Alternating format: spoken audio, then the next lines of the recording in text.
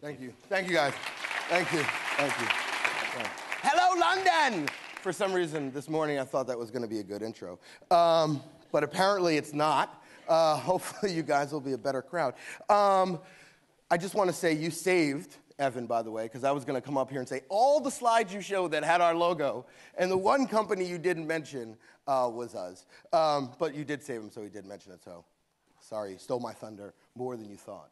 I will talk about the Foursquare integration that we did a little bit later and actually show some slides. And I'll actually talk about how at a local level it's allowed us to transform the loyalty relationship that we have with consumers at the point of purchase in a way that we've never been able to before. So it's super exciting.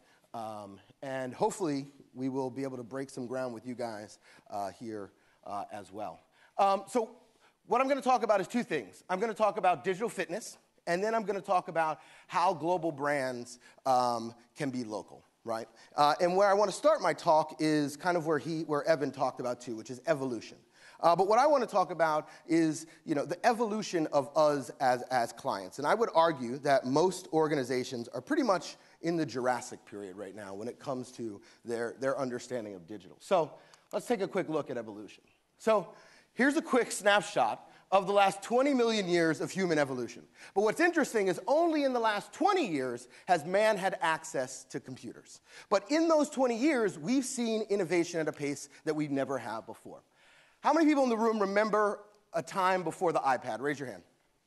It was only a year ago. It was less, so don't pat yourself in the back yet. But what we've seen since that was 79 new evolutions or transformations or different tablets. And they showed the Samsung up here, evolutions of the iPad. And it's not just the fact that the pace of innovation has changed, but in fact, the pace of consumer consumption has changed. So in March, Apple announced that more apps had been downloaded from the App Store than songs were downloaded from iTunes. So if at one point music was this beacon of culture, clearly digital has become that.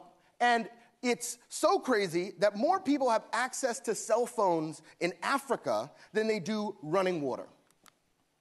But what's interesting is that when you look back at society was actually slow adopters.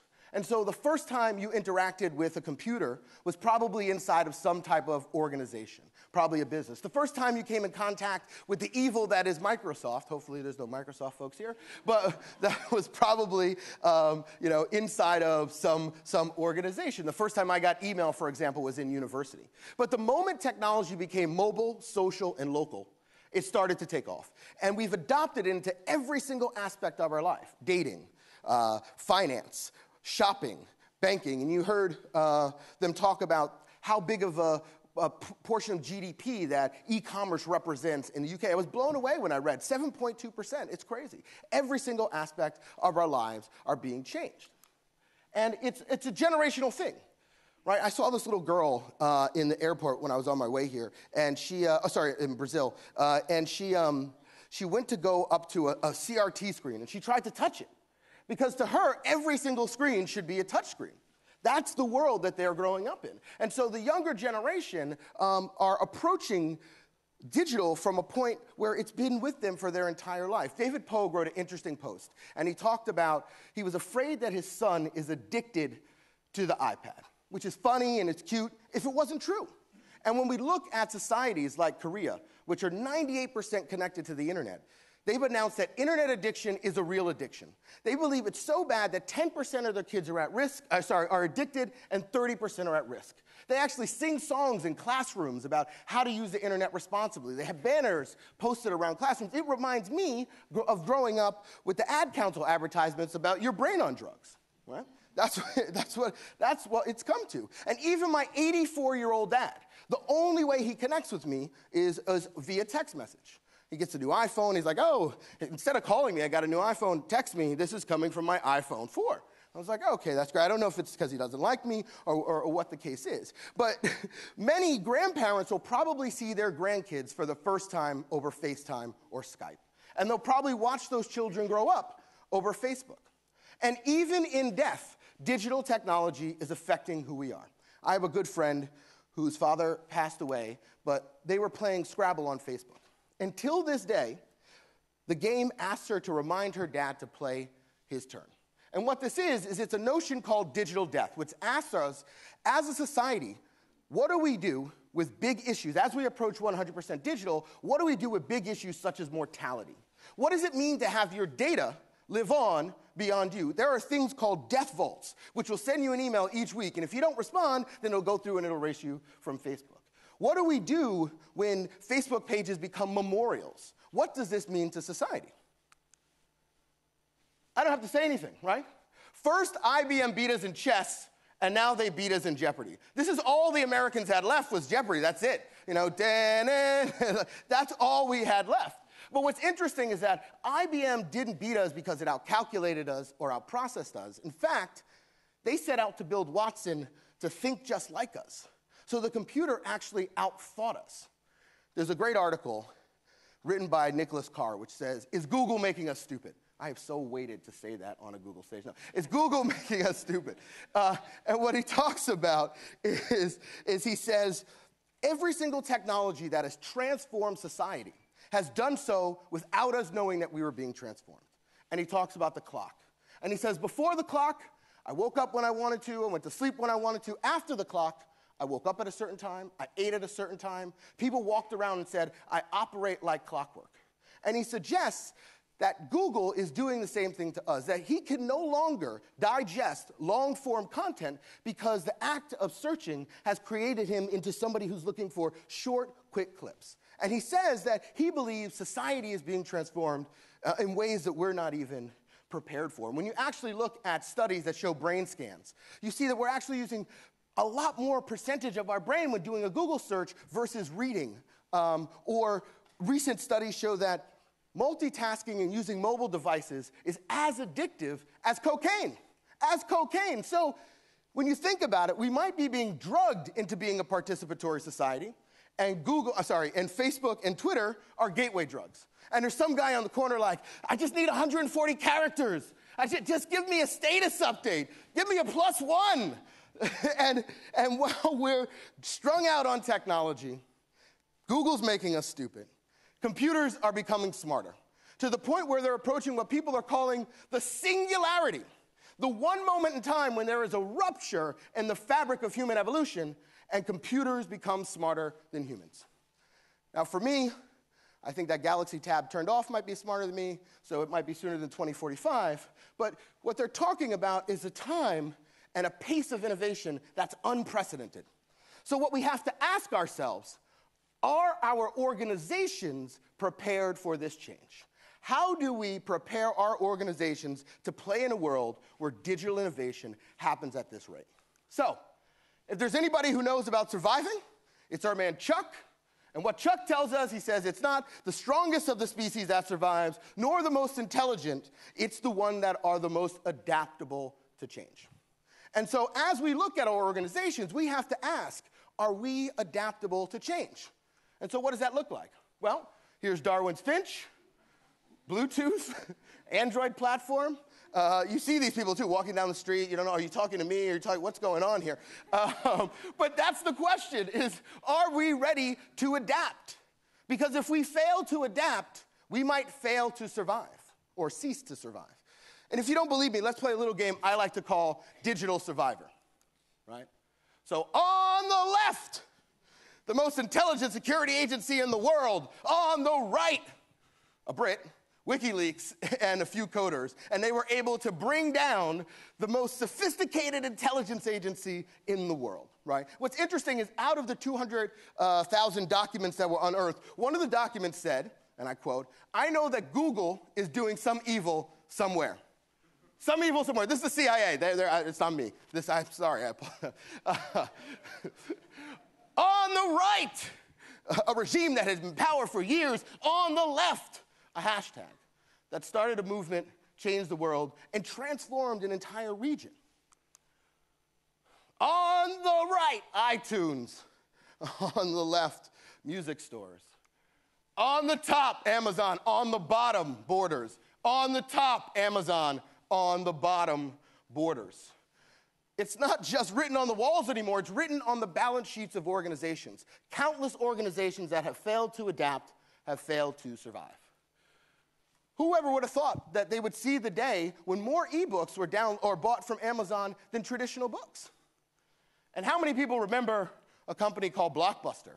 How many people, even better, remember as Netflix started sending DVDs and we're saying, Blockbuster, please just send a DVD. I will come to your offices. I'll put a stamp on it. I will help you, but just please read the writing on the wall. Failure to adapt means failure to survive. So let's go back. Because while society was slow to adopt, organizations were actually early adopters. But for some reason, the moment technology became mobile and social, the moment it began to look more like society, and probably the biggest opportunity to unlock value became apparent, they became closed. They became stagnant. For some reason, they were afraid of Twitter because of litigation. Or, how many people in here have a better browser version at home than they do at work? Raise your hand. The UK is a lot better. I've asked our IT team, and people, I'm like, you can't raise your hand. You work on IT. That's not fair. But the point is that for some reason, organizations became closed. They became paralyzed. They became afraid of the unlock that digital has. And in fact, we're seeing a gap right now, I believe, between where society is digitally and where organizations are. And what we have to do is focus on how do we close that gap? How do we encourage what we've been talking about is digital fitness? How do you get organizations prepared for the future? And we believe digital fitness is about the ability to adapt to changes in a digital environment. And how do you get digitally fit? The same way you get physically fit. It takes rigor. It takes commitment. It takes pushing yourself past the point of where you want to say no. And that's what we try to do every single day at PepsiCo. How do we innovate around digital? And I'm going to come back to local specifically. But we also believe that every single one of us has to take on the task of being a digital fitness instructor. Now, some of us look a little better than others. Some of us have better Photoshop people. He charges by the pixel. This is a very expensive photo. But the point is that we all have the obligation to help organizations flex the biggest muscle that they have right now.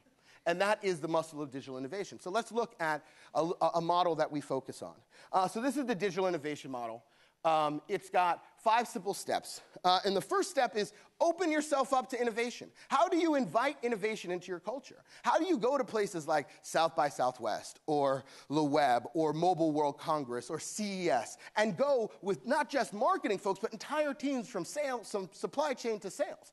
How do we start to go to the places where innovation in this space are happening? Events like Think Local. Challenge convention. How do I identify the barriers inside of organizations and push through them? I'll give you an example. When I first came in, somebody had a sign over their door, Twitter's a fad, and they believed that. I was like, gotcha, it's not a fad. Well, the New York Magazine says otherwise, but we'll see. How do we identify those barriers? Experimentation. Key. How do we continue to create a culture that's not afraid to experiment? Don't let perfect be the enemy of the good. And this is what I think companies like Google have gotten so right, is that you have to now be iterative, right? Google hasn't released a product that's not in beta. It's like everything, beta. We should do that, beta soda. We don't know if it's going to work. Enjoy. Yeah. Tell us if there's any bugs. We'll get back to you on the next version, V2. And then learn, rinse, repeat. How do you do it time and time again and also share that with a global organization so the entire organization learns and moves forward? So what I'm going to do is I'm going to go through a couple of examples that fit into each one of these with more of a focus on kind of local, since that is the event that I'm at. First piece of that is PepsiCo 10. Anybody familiar with the PepsiCo 10 initiative? Okay, a couple people. There's an article in the Times today about it. Give me 1 second. Sorry. So what it was we sat back and said, okay, how do we operationalize the identification of the technologies that are going to change consumer engagement in the next 6 to 18 months? How do we find the emerging technologies that could be the next Foursquare, Facebook, and how do we get to them early, often, and get some real learnings about how they can impact the business? So what we did was we created a program called PepsiCo 10, open call for emerging technologies. We chose 4 critical areas. So we launched in the US a year ago, and then just in the UK, and I'll talk about that. We identified 4 critical areas that we knew were going to pressure the business. So we knew that mobile was a big question mark that everybody has. Social media, place-based, in-store, huge, and then gaming and video. And From there, we choose 20 companies. So we had 800 submissions. We chose 20 companies. Those 20 came in and presented to 280 marketers from across the business. Again, everybody from supply chain to sales, right? And then we choose 10 of those companies to run pilots with. And over the next year, we roll out pilots on various brands or functional units so that we can understand the potential impact that these technologies will have. There's a bunch of cases. If you go to PepsiCo10.com, you can see more cases from the US one. Here's one example. So what a huge local digital opportunity for us. This is Tabletop Media. And what they create is they have a kiosk. It's a kiosk that sits on the table, hence kiosk. And it sits in casual dine restaurants. And what we can do is first, we can do all types of digital engagement on it. But we can also, it also is tied to sales. So you can order from the kiosk as well. So we can make suggestions like, hey, you should probably have a beverage with that meal. Or if we want to sample a new product, we can sample a new product. Long story short, 20% increase in beverage purchases in the stores that this was piloted for carbonated beverage. 40% for wine, by the way. So if you're in the wine market, this is your friend. But that's a huge impact that we can have at a local level at point of purchase. And so huge opportunity for us. So let's cut to the UK. So successful program in the US, we decided to roll it out in the UK. And so 2 weeks ago, I came out here, and the teams, all the brand teams, and Ruth, who's on my team, who's sitting here, who ran it, and she did a fabulous job, and she's spectacular. But they ran, so we had the selection process. We brought in 16 of the companies that applied, and we spent 2 days, which was different from what we did in the US. And the brand team selected, and the following day, we did a brainstorm where we tried to identify what types of programs we could run. First, let me say, there were vast differences from the US to here. So we saw a lot more local, a lot more commerce, a lot more mobile. So at first, I thought, well, maybe there's a trend. Maybe what we're seeing is that because the UK is such a dominant e-commerce market, that we're seeing more commerce players emerge here. And because mobile penetration is pretty high, more mobile here. And so maybe we're seeing kind of a local or a country-by-country trend.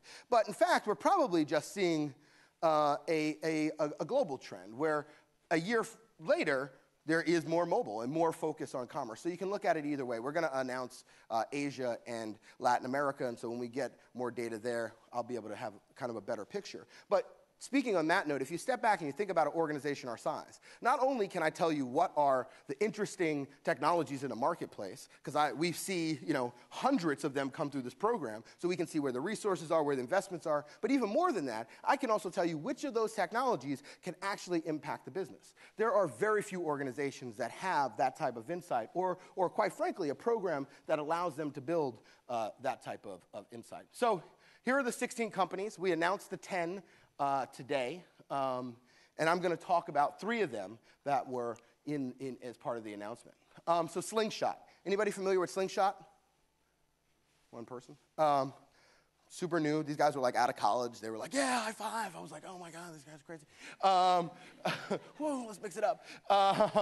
But what's interesting about this, I think this is, first of all, spectacular. Spectacular. So what's interesting is that what Slingshot allows you to do is it allows you, from a digital action, to put a product into somebody's basket. And that could be on their online basket. It could be Tesco or multiple retailers that they have access to. And so I click something like, yes, put this in my basket. I click it or Slingshot it. I Slingshot it. I get asked what my password is on Tesco. Boom, and it goes into my basket.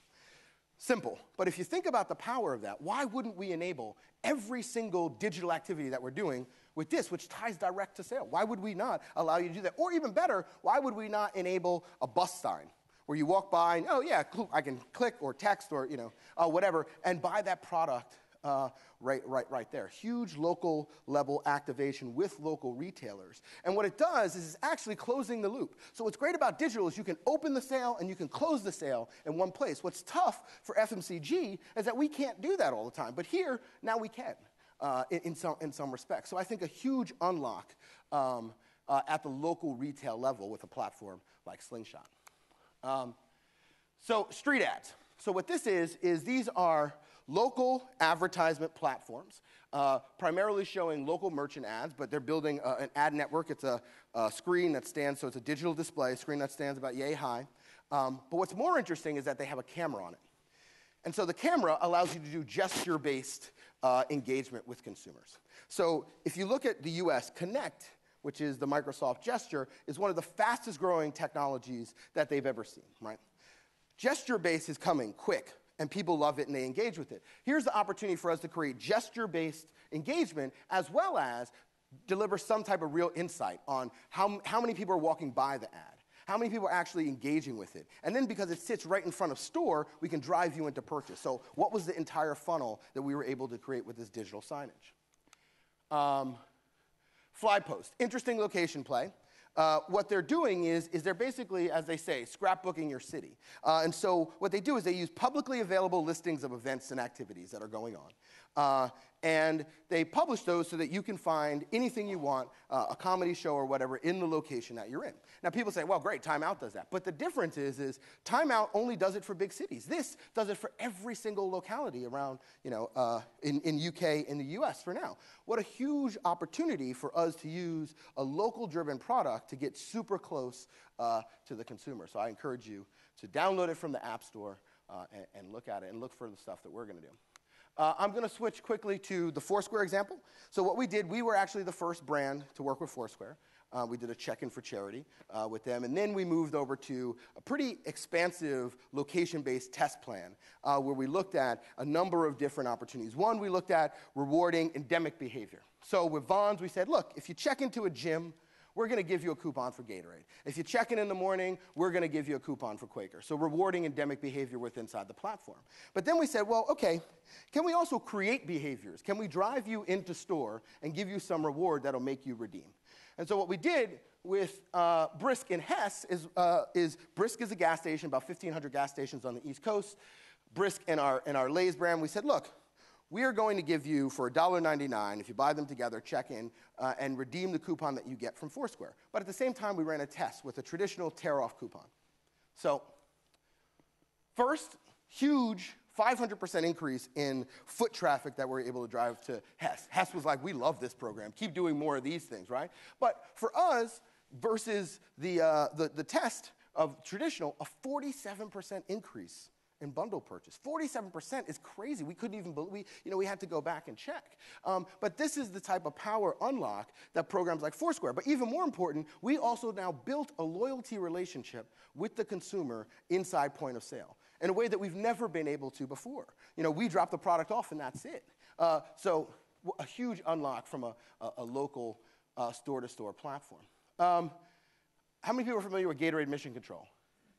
No, I am doing such a bad job. We have to get our stories out more. So what Gatorade Mission Control is the goal of this was to build real-time participation, real-time insights and real-time participation, and to build a nerve center of data around one of our largest brands, arguably the largest sports brand in the world, and put digital kind of at the core. I'm going to show a quick video and then I'll explain it.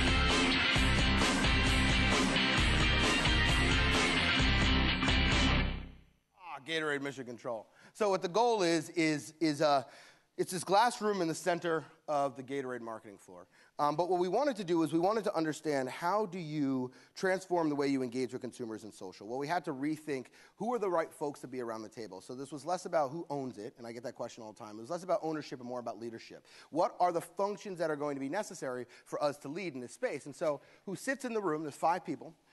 We started with insights at the center, and then we have brand, consumer relations, comms, and media. And so what's interesting about applying the media filter is now we're actually doing real-time marketing. So we're able to go all the way from the insight point of view to the delivery. We're buying media against conversation. So you might have a conversation on training, and we're buying media in real time against that. Nobody's really doing that. And what's exciting is that as we evolve, now we're looking at location. So can we actually start delivering localized experiences in real time based on our user checking in or providing us with their location data. Since I only have a short amount of time, I'm going to breeze through these 2 things. Here's our compass, where it's video interviews with marketers who are doing interesting things around the globe so that we can learn from each other, that whole learn, rinse, repeat. And lastly, we also use scan barcode local technology to help tell our corporate message. So performance with purpose is the ethos by which our organization operates. It says we have an obligation to perform, but we also have an obligation to do so in a purposeful way. And I won't go into too deep, but here's a quick sample of a technology we use called Sticky Bits. Can a barcode tell a story? We think it can. In fact, we think it can be a universal purpose code, revealing how PepsiCo's brands are giving back, how Pepsi is funding people's brilliant ideas for refreshing the planet, how Lay's is partnering with local farmers, how PepsiCo's Dream Machines are helping veterans build their own businesses, and so much more. Soon, every time you scan a PepsiCo barcode, you'll be able to unlock these stories, support these efforts, and experience the promise of PepsiCo for yourself.